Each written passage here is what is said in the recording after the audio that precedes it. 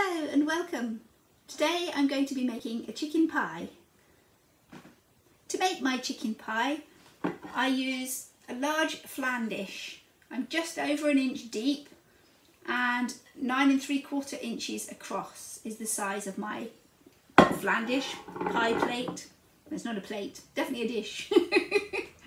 A flan dish.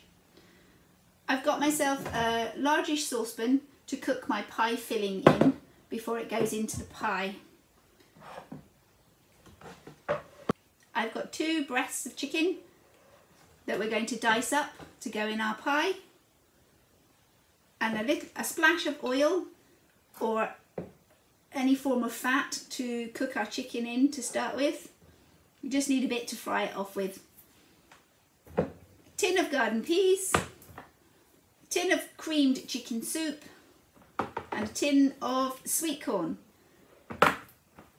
are all going in to make our quick and easy pie filling.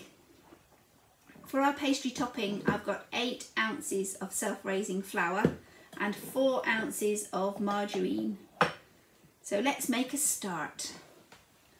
Pop those out of the way, and that can go there. There we go.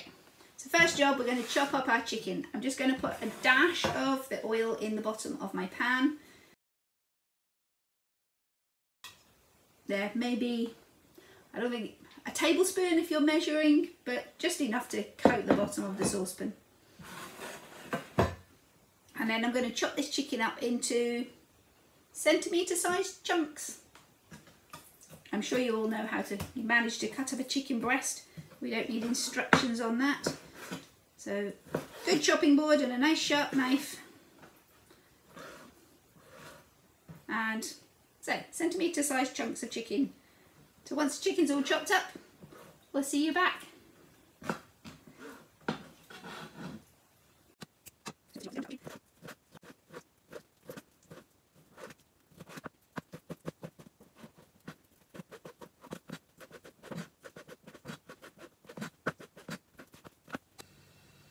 Here we are, chicken all chopped and hands washed because I've been handling raw meat.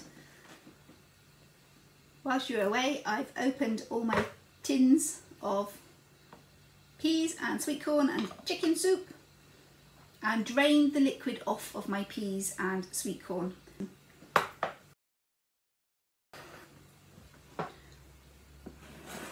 I'm going to put chicken in a pan, ready to fry off.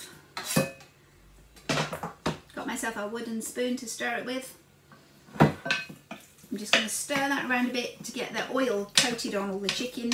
If you're using hard fat, put this on the stove now and get it warming and melting, and stir it for a bit while the fats melt and coat all of your chicken. So I'm just going to fry this off on the stove top now. So I'll be back with you when this is all cooked.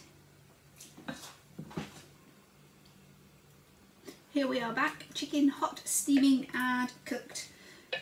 You'll notice there's some liquid come from the chicken as working. Now I'm going to drain that off. I don't want that liquid in our pie. We're adding our tin of soup as our sauce. I'm going to pour this into the dog food bowl, and tonight when I feed her, if you have cats you can do the same. I also have cats, could do that as well. This will get mixed in with her dinner and make it all tasty and delicious for her. So here's my dog's dinner. Oh, try not to lose our actual chicken. And pouring off. So I'm sure she won't mind if I lose that chicken. She'll be delighted to have something in her sucker tube. Yeah. So that's all our chicken juices drained away. And a little bit of the oil or fat that it was cooked in. Now to our cooked chicken in the pan, I'm going to just, so in goes my tin of peas, same with the sweet corn, in goes my tin of sweet corn, every last kernel, we have them all. Just going to give that a gentle mix around, gentle because I don't want to be squashing all my ingredients. And then our tin of creamed chicken soup. pour that on top as well. And stir it all together.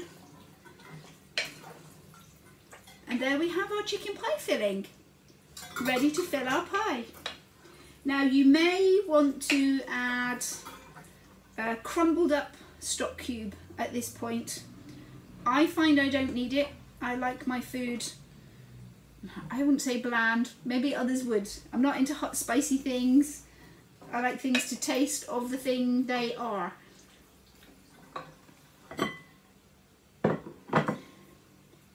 You know how cream of chicken soup tastes. If you would like something a bit more, with a bit more oomph for your chicken pie filling, crumble a stock cube over the top of this mixture at this point and stir that through as well.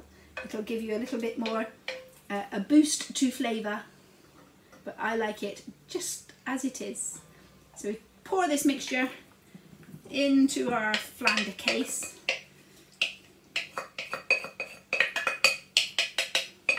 Now then, what did I do with that spatula? I put it in the dog bowl, so I'm not getting that one again. I get myself another spatula.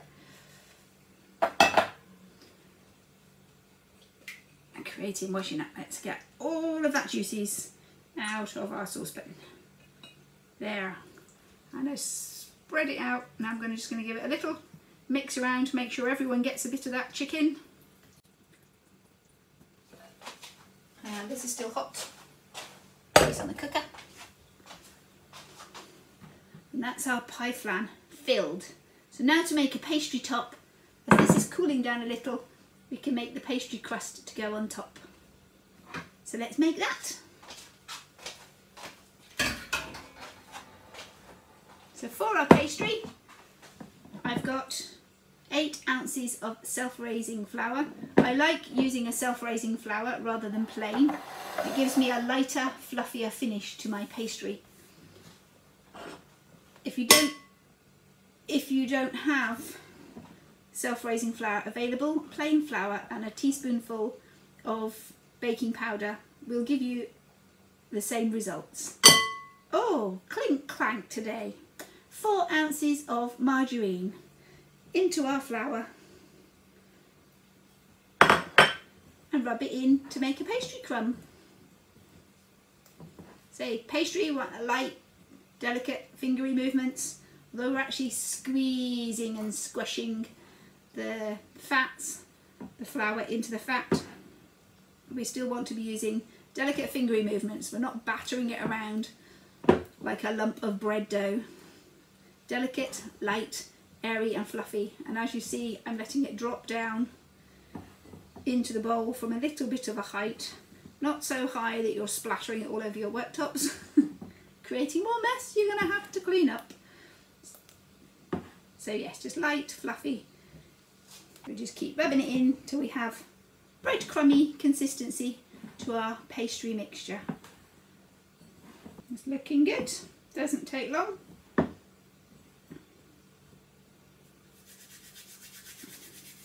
I'm just going to push our pie out of the way a moment so I've got some space to roll the pastry out. Now you can use water, but I like to use a little drop of milk to combine my pastries. So I'm going to get myself a table knife and a splash of milk to bring this all together into a dough.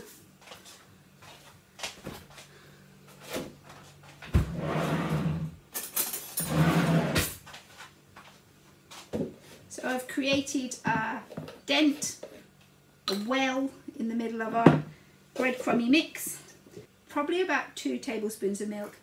You're just pouring it in, a splash at a time, bring it together with the knife.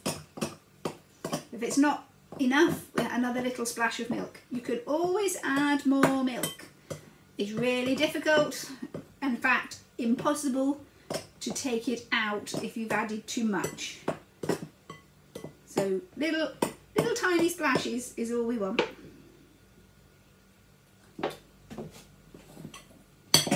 Better to have not quite enough and lift out a lump of dough and leave a load of crumbs and do a bit more than to add too much milk and have a sticky gloopy mess that you can't work with.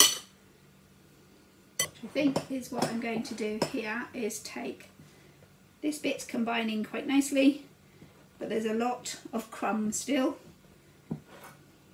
I'm going to bring this piece together. I've got one bit of pastry, but I've still got a lot of loose fluffy crumbs in my bowl. So same procedure, little well in the middle and a tiny bit of milk. Barely a teaspoonful now. And we'll see how well that combines. Yep, that's going to do it. That's going to be enough.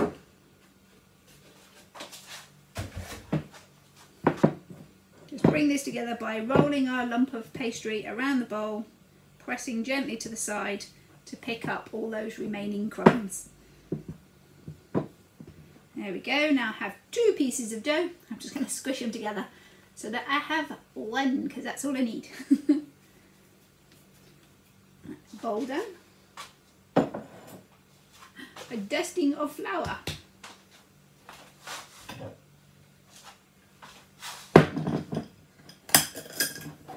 There we go. A little dusting of flour on our work surface. Not prepared at all. I'm going to have to get my rolling pin out now. So if we make our lump of dough into a flat pancakey bit, we're putting it on a round pie plate, or I'm putting it on a round pie dish. So I want a round shape. If you're doing a square dish, which you certainly can, it will work just as well. Obviously you want a square shaped piece of pastry. Right, just get my rolling pin. There we go. A little flour on my rolling pin, just to stop that sticking. And we'll roll out a circle of pastry just big enough to cover our pie plate.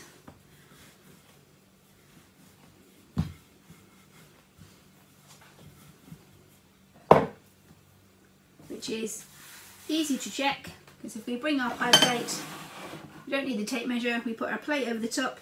Can we see pastry out all the edges? And I can just. So that's brilliant. We won't waste much pastry. It's just going to fit. Oh, a little squish. There we go. Now it's too big. It's quite a thick crust, at least 2/8 of an inch thick.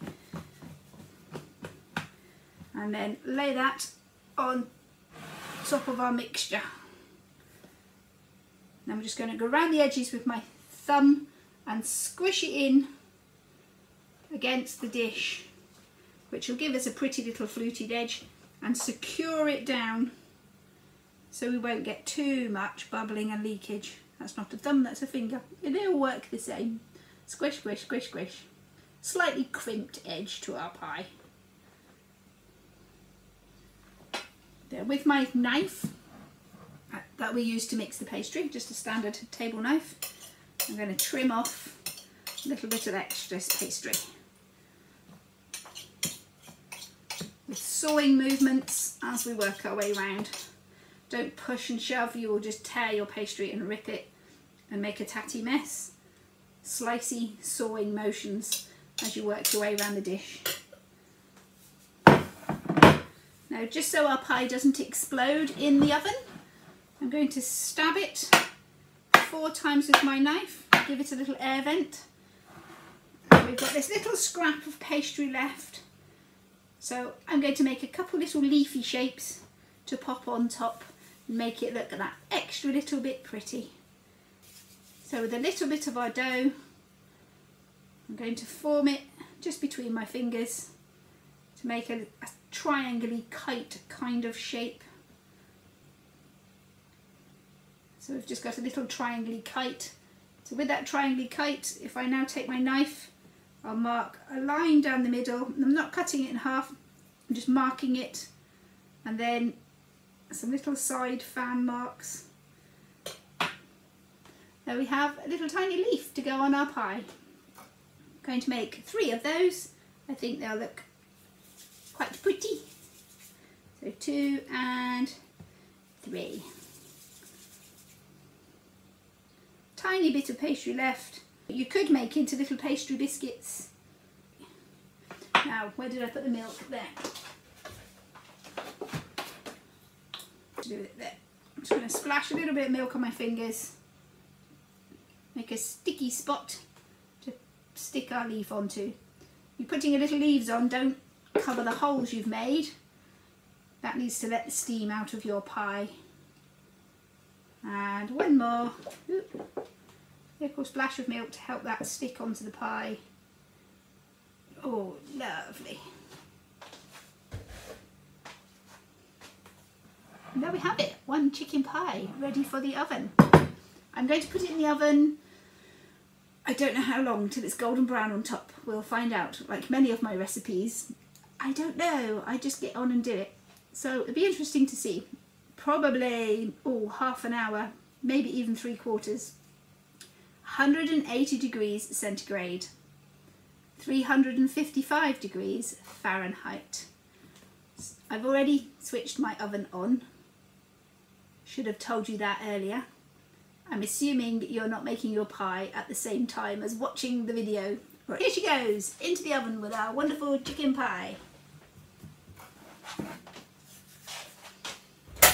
So, I'll clear up this mess and we'll be back with you when the pie is ready to come out of the oven. See you in a minute.